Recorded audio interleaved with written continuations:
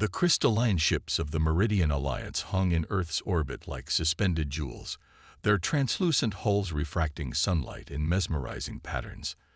Admiral Sarah Chen watched from the observation deck of Lunar Base Alpha as the alien vessels performed their inspection, her jaw clenched tight enough to hurt. The Meridians had arrived 6 months ago, bringing with them promises of upliftment and cultural exchange. In reality, they'd brought only condescension and thinly veiled threats. High Commander Vextal stood beside her, his iridescent scales shifting colors with each movement. The Meridian leader's 4 eyes blinked in their characteristic asynchronous pattern as he examined the latest human defense satellite passing below. "Fascinating," he said, mandibles clicking. "Your species still relies on physical projectiles and chemical propulsion. We abandoned such crude methods 12 millennia ago." Sarah maintained her diplomatic smile, though her fingers twitched behind her back. "We work with what we have, High Commander." "Indeed." Vextal's upper eyes focused on her, while his lower pair continued tracking the satellite. "The Alliance appreciates species that know their limitations. It makes integration so much smoother." The implied threat wasn't subtle.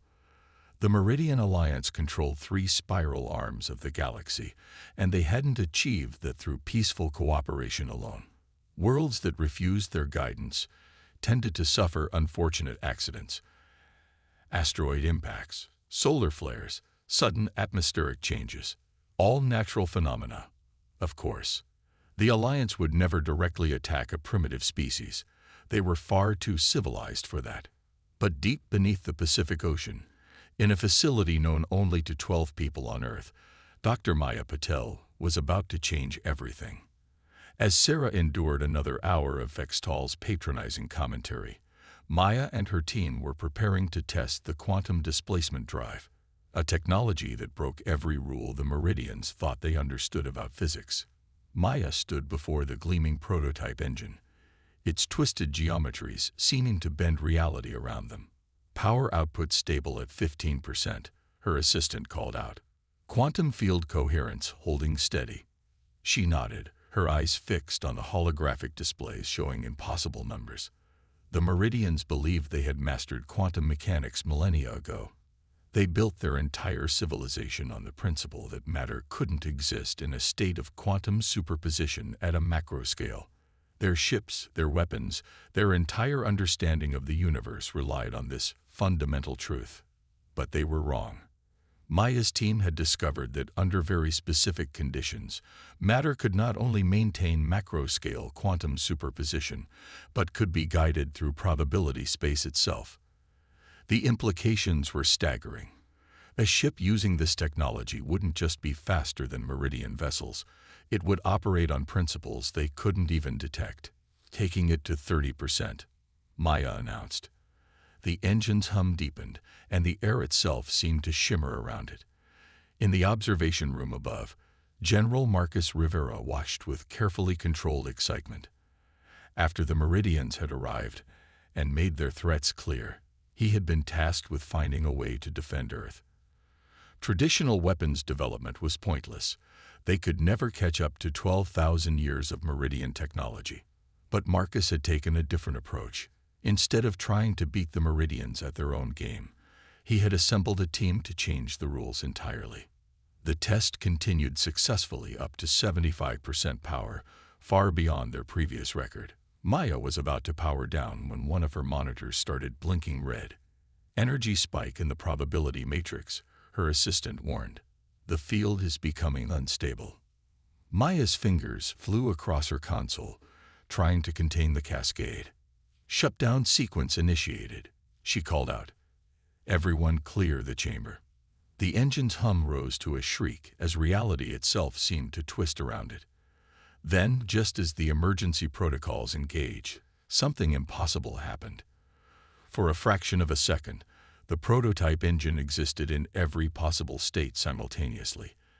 Active and inactive, intact and destroyed, present and absent. When reality snapped back to normal, the engine sat quietly on its mount, completely undamaged. Maya stared at her readings in disbelief.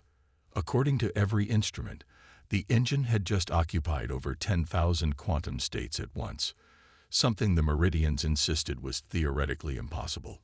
She looked up at the observation window and met General Rivera's eyes. They both knew what this meant. The Meridians' superiority was built on their absolute certainty about how the universe worked.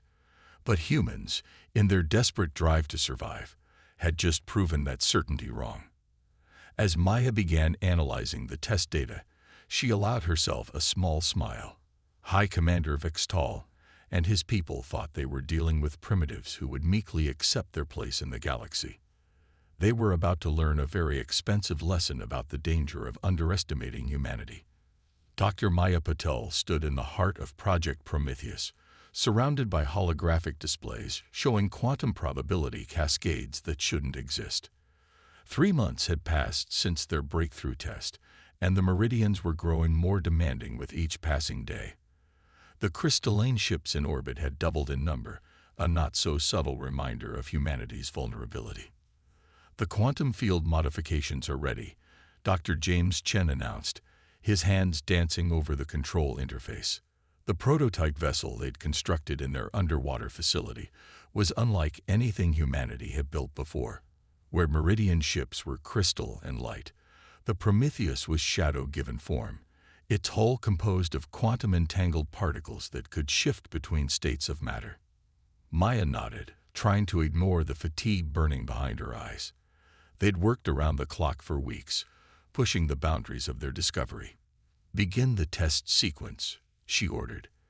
"Let's see if we can maintain stable quantum superposition for more than 30 seconds this time." The ship's core hummed to life, its energy signature carefully masked to appear like background radiation to Meridian sensors. On the bridge, Captain Sarah Torres watched as reality began to blur around them. Unlike conventional vessels, the Prometheus didn't just move through space. It existed in multiple spatial probability states simultaneously. Quantum coherence holding at 85%. James reported, his voice tight with concentration. Field stability improving. Wait. His hands froze over the controls. "We're getting some kind of resonance effect with the Meridian ships in orbit." Maya rushed to his station, studying the readings. What they were seeing shouldn't have been possible. The quantum field they generated was somehow interfacing with the Meridian vessel's crystalline structure, creating a feedback loop that amplified their own field strength. "They're not just using quantum mechanics for propulsion." Maya breathed, excitement overtaking her exhaustion. "Their entire technology base is built on quantum crystalline matrices. That's why they're so certain about the impossibility of macro-scale superposition. Their own technology can't achieve it without destabilizing." In the observation room above, General Rivera listened intently as Maya explained the implications. "So their ships are actually limiting themselves?" he asked. "Exactly," Maya replied. "The crystalline technology they're so proud of is exactly what prevents them from discovering what we've achieved. They hit a technological ceiling 12,000 years ago and stopped looking for alternatives." The general's eyes narrowed thoughtfully. "Can we use this resonance effect as a weapon?" Maya's expression turned grim. "Better. We can use it to completely negate their technological advantage. Their quantum crystalline systems are based on fixed probability states. Our technology operates on fluid probability. In theory, we could collapse their quantum matrices entirely, rendering their ships powerless." The implications hung heavy in the air. Humanity hadn't just found a way to catch up to Meridian technology. They'd discovered its fundamental weakness. But they needed to move carefully. The moment they revealed their capability, the Meridians would respond with overwhelming force. "How soon can the Prometheus be ready for a full field test?" Rivera asked. Maya consulted her data.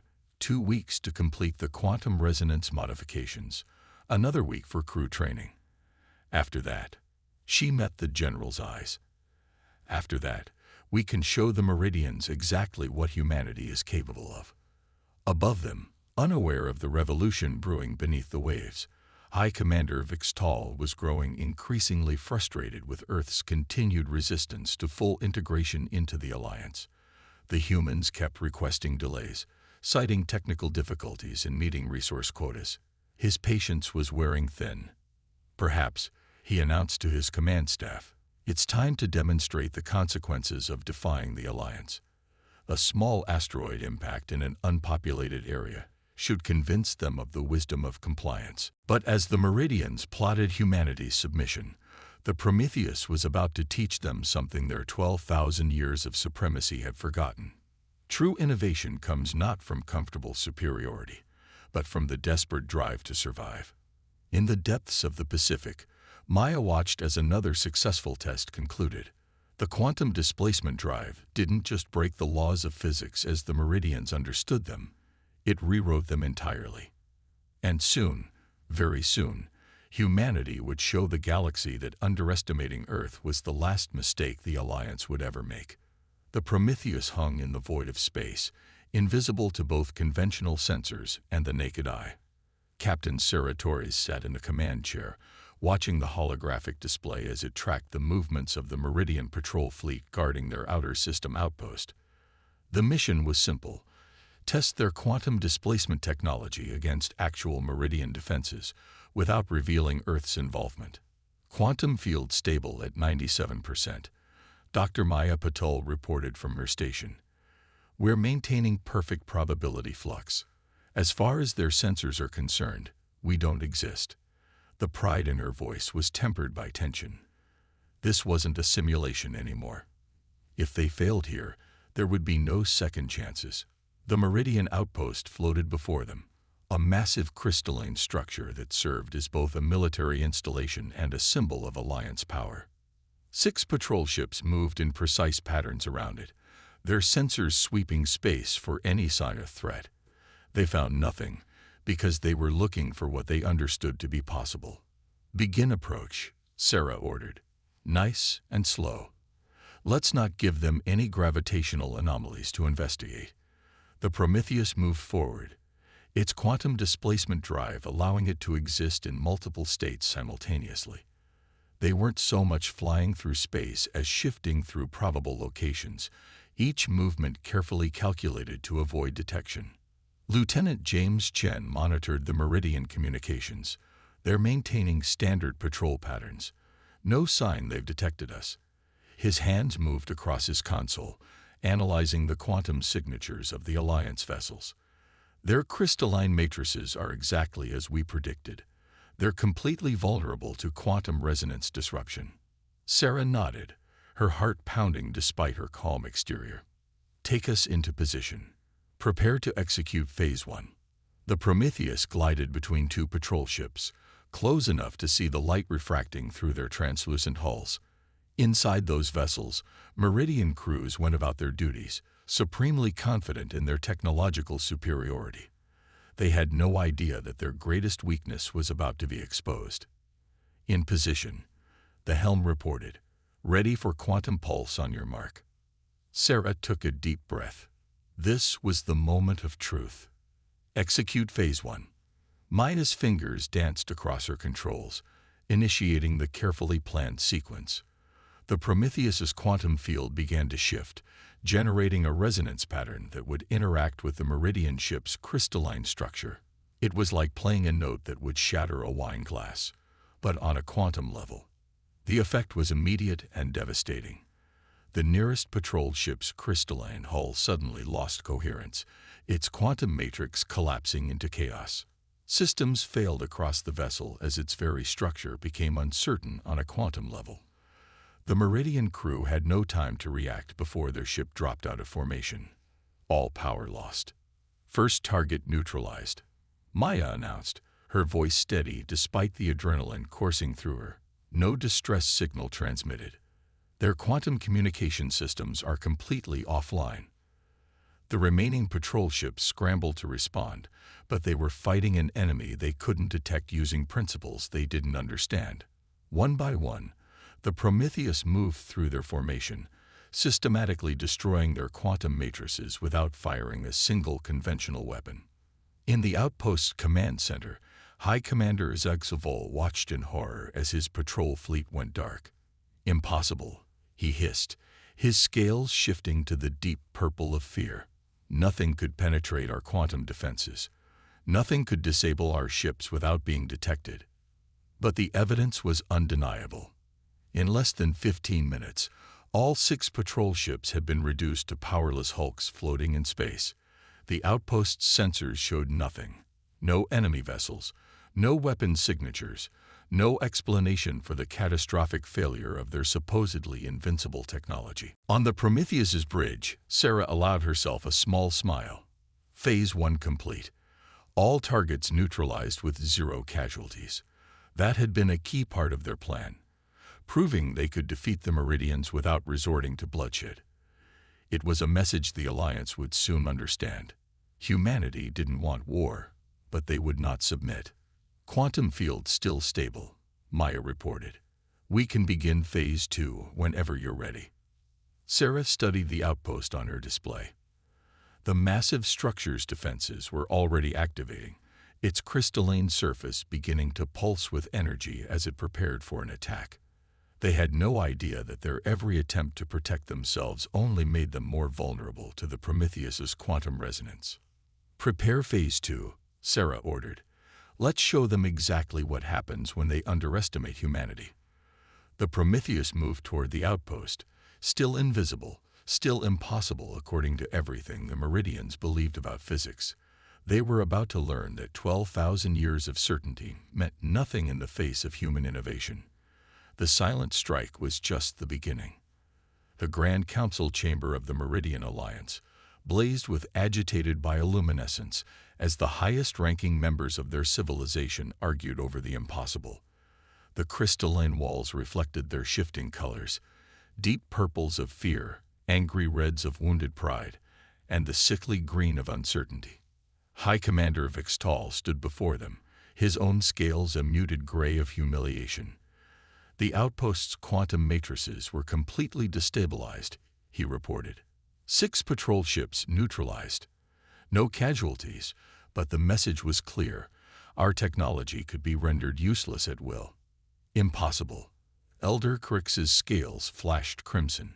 We have mastered quantum mechanics. No civilization could advance beyond our understanding. Certainly not these, humans. He spat the word like a curse. First speaker Liara raised her hand for silence. Unlike her colleagues, her scales remained a calm blue. Yet they have done exactly that.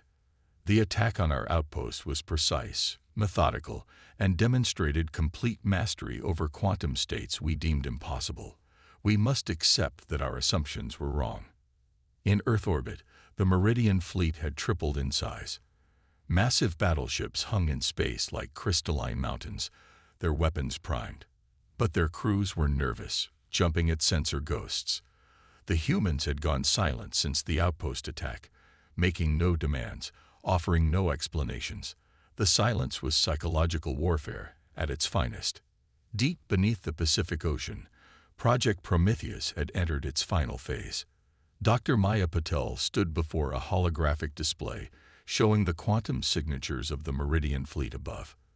Their ships are in a constant state of quantum flux, she explained to the assembled military leaders. They're trying to prevent another resonance attack by randomly shifting their crystalline matrices. General Rivera nodded. Will it work? Maya allowed herself a small smile. No, they're still operating within the boundaries of their understanding of quantum mechanics. They can't conceive of what we've achieved, so they can't defend against it. Every countermeasure they attempt only makes them more vulnerable to our quantum displacement technology. In orbit, aboard his flagship, High Commander Vextal received the latest analysis from the Alliance's top quantum physicists.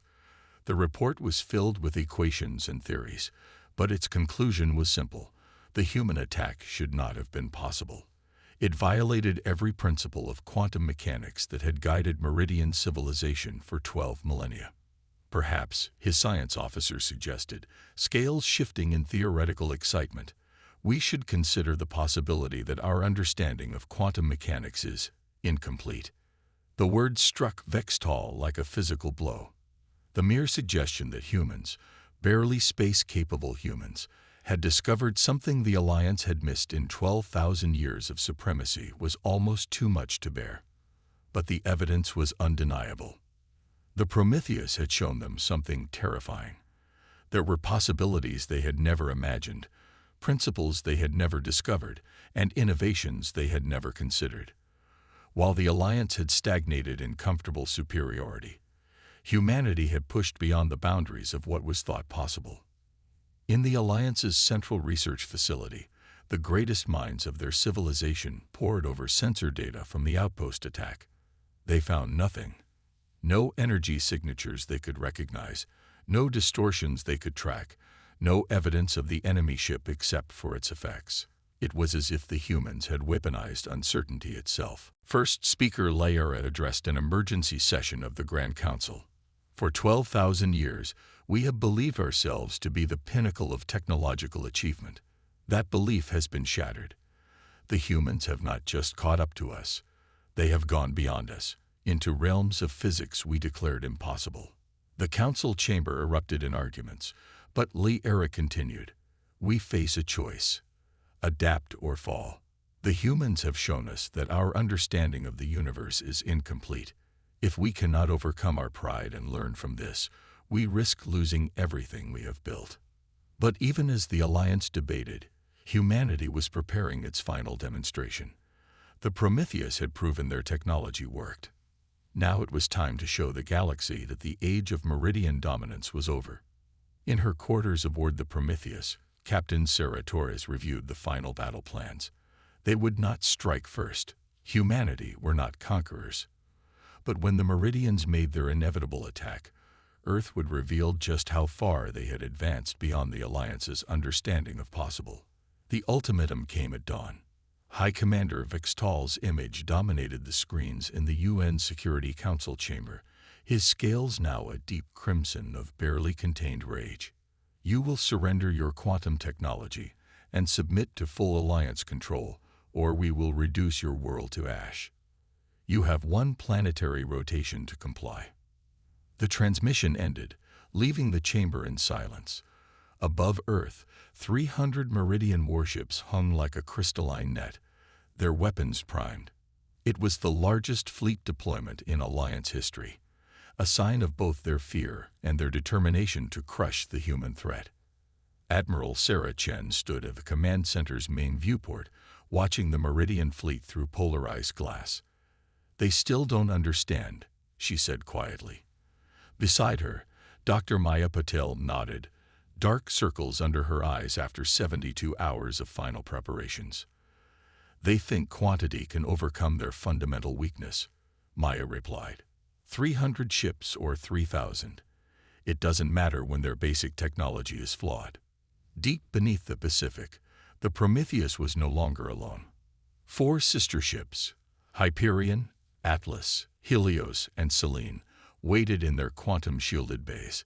Each vessel represented an improvement on the original design, incorporating lessons learned from the outpost strike. They were humanity's answer to 12,000 years of Meridian superiority. All ships report ready, General Rivera announced from his command station. Quantum displacement drives are synchronized. We can launch on your order, Admiral. Sarah took a deep breath. Everything they'd worked for came down to this moment. Begin Operation Ascension. 5 quantum displacement drives activated simultaneously. Reality shimmered as the human vessels phased into a state of quantum uncertainty, existing everywhere and nowhere at once. They rose from the ocean like shadows given form, invisible to every sensor the Meridians possessed. In orbit, Vextal's flagship detected nothing as humanity's fleet took position around Earth. The Alliance commander was reviewing final attack plans when his quantum communication officer suddenly screamed. Multiple quantum matrix disruptions. The officer's scales had turned ghost white. Our fleet is being torn apart at the quantum level. The Prometheus and her sister ships struck with surgical precision. Their quantum resonance weapons didn't just disable the Meridian vessels, they forced them to confront the impossibility of their own existence. Crystalline hulls became uncertain on a quantum level, 12,000 years of technological certainty unraveling in seconds. 70% of the fleet is non-responsive. Maya reported from her station aboard Prometheus. Their quantum matrices are completely collapsed. Life support remains functional, but they've lost all power and weapons capability. Sarah nodded grimly. Initiate Phase 2. Let's show them exactly what humanity has achieved. The 5 Earth ships shifted into visible spectrum, finally revealing themselves to the panicked Meridian fleet.